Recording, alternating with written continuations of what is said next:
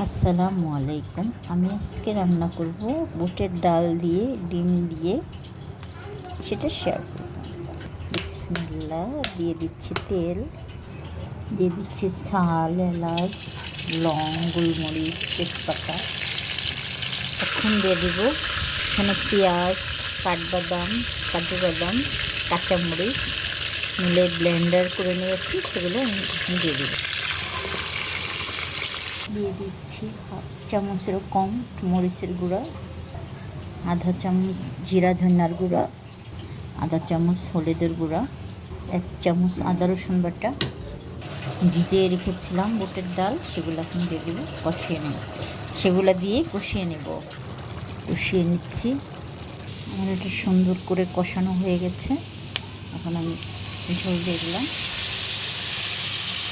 এখন দিয়ে দিব চিকেন স্টিক, মুরগির পা, হাড়, সোনালি মুরগির হাতের ডাল দিয়ে পানিটা ছেঁকে রেখেছিলাম ফ্রিজে, সেটা দিয়ে দিলাম। এখন ডিমগুলো ভেজে রেখেছিলাম সেগুলো দিয়ে দিব। বুটের ডালটা সিদ্ধ হয়ে গেছে, দিয়ে দিলাম ডিম।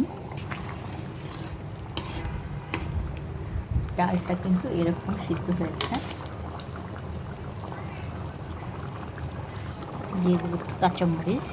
আমার রান্নাটা কমপ্লিট হয়েছে। জিরার গুঁড়ি দিয়ে দিলাম, দিয়ে দিব লেবুর সিরকা। এটা দিয়ে চুলাটা অফ করে দিব। চুলাটা অফ করে দিয়েছি, ঢেকে দিব। একটা সেন্ট আসবে লেবুর।